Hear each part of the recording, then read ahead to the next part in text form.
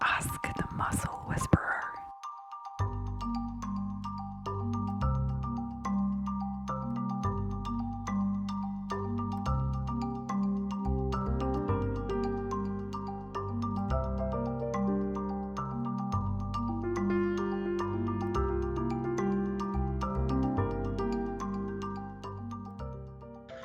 Hi there, my name is Il, and I've been asked to address a question around what is the best marketing or promotion task that I've set and achieved, and what advice would I give for the next 6 months for those working in the field of soft tissue and body work. Well, for me personally, I'm going to reflect and move back to when I was studying and a student, and what I found being a student and marketing and telling people that I'm learning different skills in massage or learning different skills in body work or manual work. They wanted a free massage. So I'm not saying that you work free of charge, but at times, if you become a volunteer and people can sample your skills, that often speaks volumes than handing out a brochure saying you get a 20% or 30% discount on a treatment. What I also found is that talking about or writing or expressing or networking are really key. So for me to market myself, right at the start, I had to work really hard attracting clients and clientele. But after they got to recognize and value and realize how I could impact on their health, and they found that their lifestyles were changing and they were improving their own health, they started to refer or recommend me. So there's a dual approach here. The first approach is thinking in a smarter way of how you want to target or recruit your clients. And for me, it was more about writing. It was more about teaching. I went online, recorded a video blog, and encouraged others to try, and spoke about the benefits and values of having a certain form of massage. Over time, when clients started seeing me and reporting positive effect, I asked them to write just a short little write-up in terms of how my massage or the way that I worked impacted their health. And the more that people started writing about that, the more I was able to market myself or publish that on a website. And others would then phone up and book in and say, a colleague of mine has had a massage, really enjoyed it. I suffer from a similar issue. Would you be able to treat me or see me? So word of mouth is the best way forward, but more importantly, educating others about the skills and the techniques that we use and our expertise is important as well. So looking ahead at the next 6 months, get involved with as many online platforms as you can. Write about, blog about, vlog about, okay? Encourage others, talk about how you have worked, you have used. Get others to share that experience. And if you've worked at a major event, for example, myself, having worked at the London 2012 Olympics, the World Athletics events, the World's Strongest Man event, I was able to utilize that experience to talk about how I have worked on a complete range of clients, from very young to very old, to thin to athletic build. So showing that I have skills that can transcend the broad field. So my take-home message is, don't be scared to talk positively about the work that you do, and don't be scared to network and share the experiences that you've had.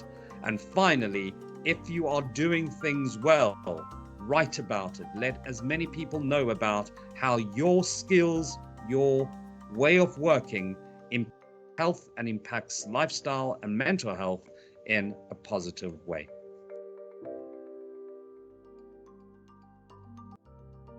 Hello, I'm Emma Gilmore, Director of School of Bodywork, and a big welcome to this edition of Muscle Whisperers. So I've been asked, how do I think it's best for you to promote yourselves online? So as far as I'm concerned, there's only one way to promote ourselves, and only one way to communicate, and that's to find our authentic voice and to communicate clearly. So I always recommend my graduates to just sit and think for a while. Think about, what is your genuine skill set? What is it that you bring to your clients? What are the skills you bring to clinic? Are you a great listener? Do you show profound empathy? Do you love to work with deep tissue techniques? Are there some specific injuries that you love to work with? Some specific injuries that you get great results with? Whether it's migraine, whether it's repetitive strain injuries, whether you work with tinnitus, what is it that you bring to your clinic? What is it that you really support your clients with? Have a think about this. Think about the words you use to communicate, and communicate with your genuine, authentic voice, because the secret is, when we get a client that suits us, they stick. They stick for years, sometimes decades. So that's why it's really worth communicating clearly. It's a really good idea to ask your clients for an endorsement, for a recommendation, because again, the words they use will show their experience of coming to you. So that can be a great way to communicate without your voice, but exactly what it is, why it works, what it is that others like about you. The other thing that I think can be really useful is to write up like a mini case study. So you would write what it is that you treated in clinic today and how it worked. Did you work with a frozen shoulder? Did the pain reduce? Did the range of motion increase? So presenting some mini case studies online can also be a very clear and honest way to communicate. I find sometimes that my graduates don't really know what their skill set is, can't really find their niche. So that can be great to brainstorm with others, or you can get some supervision around this. I am providing supervision around this for somebody at the moment. And the other thing you can do is do some very specific CPD, so that you actually have got a niche. And again, you know, mostly schools and clinics are open again. We can work face to face. We're back teaching, so find maybe a short CPD course that for a very specific area that you want to fine tune or work with. And like I said, get out there, communicate clearly, use your hashtags, and find your authentic voice. And like I said, our skill set's really needed right now. People need connection, people need positive touch, people need pain relief and stress relief. So our skills are needed now more than ever. So I'm sure once you find your authentic voice and communicate clearly, you'll do great. So really, best of luck to you all, and see you next time. Bye.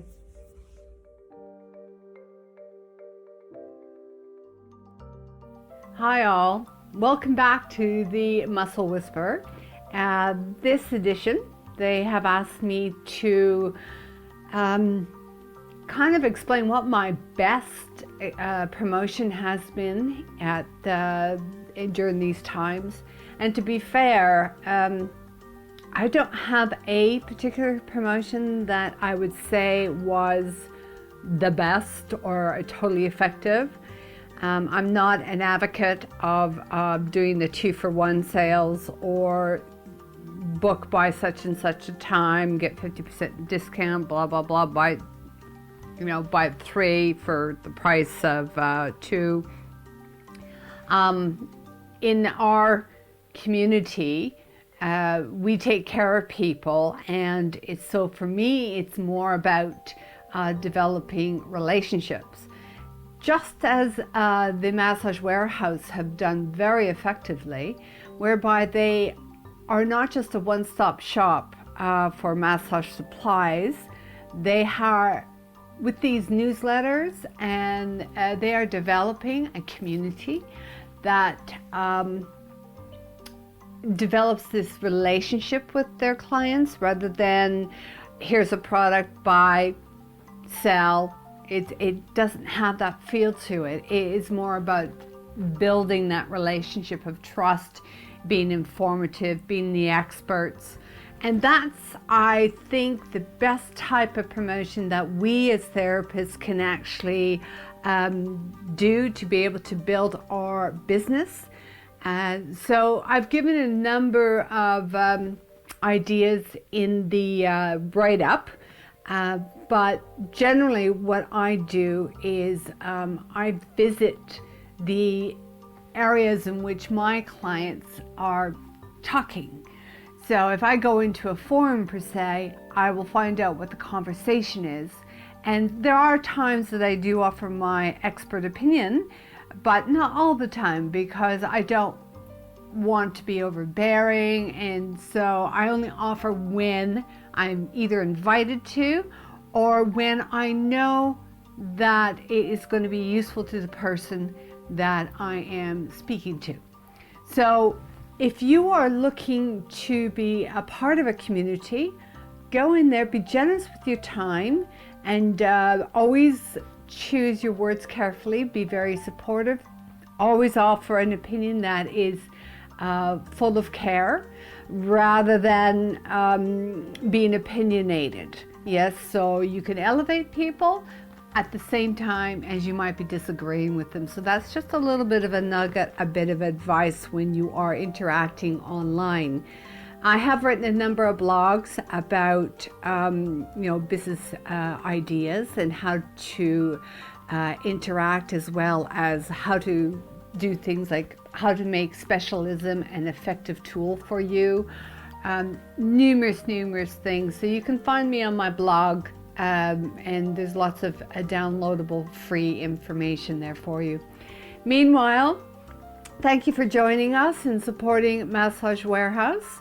I hope to see these guys continue in the manner in which they are. It is fantastic what they are doing. Have a good day, everybody, and do take care. I have been running my practice for over 15 years now, and I originally set my practice up in London, so quite a different place for marketing, and now I have my training academy and also my practice here in Nottingham in the East Midlands. And the next 6 months, well, we've got a lot of changes happening out there in the world. And so I put a few ideas together for you, really putting it into context of what the next 6 months might look like for us. So some of the things that have really worked for me, and I feel will really work for the next 6 months, are sharing really valuable information. So whether that's through your social media channels, whether that's through your newsletter, whether that's direct contact with your clients, really sharing content that excites and interests your client base. So this isn't your pitch, this isn't your treatment list, this isn't your sell.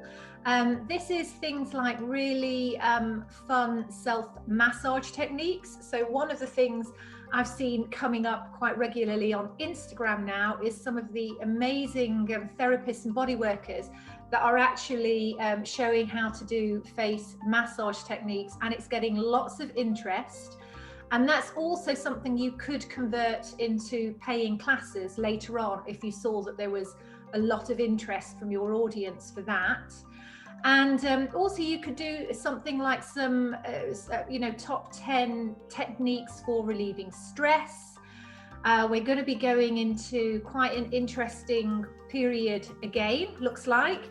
And a lot of people are feeling really stressed, out of sorts, and any information that's going to help ground them, help relax them, help reduce stress from the nervous system, a self-care practice that they can integrate into their own life.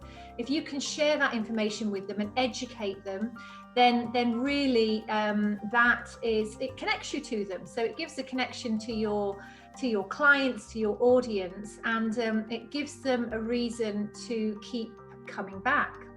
So that's my first tip, sharing helpful information. I also, one of the other things that's worked for me for 15 years in my business is also the newsletter. So our newsletter goes out to nearly 5,000 people, and I've tried different things. So originally I used to send out one newsletter a month, and it would be heavy on content. And now I've changed it. We actually send out 2 newsletters a week. So we're sending out 8 newsletters in a month. And that actually gets much better traction. It's less content, but the content is more sharp and more punchy. And what I tend to do with that content is talk about specific practices that might help my audience. So it might be specific exercises, for instance, for athletes. It might be specific mindfulness or meditation techniques, which are really good for de-stressing. It might even be showing them how to make their own handmade lotion or oil. So you can really change it up. You can, bring in different content, keep it interesting, keep it exciting, and make it easy. Make sure that the steps that you, that you give are easy to follow. That whatever you suggest, it's something that your clients are going to be able to do at home. And make sure you lay it out so that they can follow it step by step. But it really doesn't need to be too wordy. Simple, precise is the way to go with newsletters, and also really good visuals. Keeping in regular contact. Like I said, I went from 1 newsletter a month to now 2 shorter newsletters every week, and definitely that is proving to be much more successful. And then also I wanted to talk about building your own personal brand. So what does that mean, to build your own personal brand?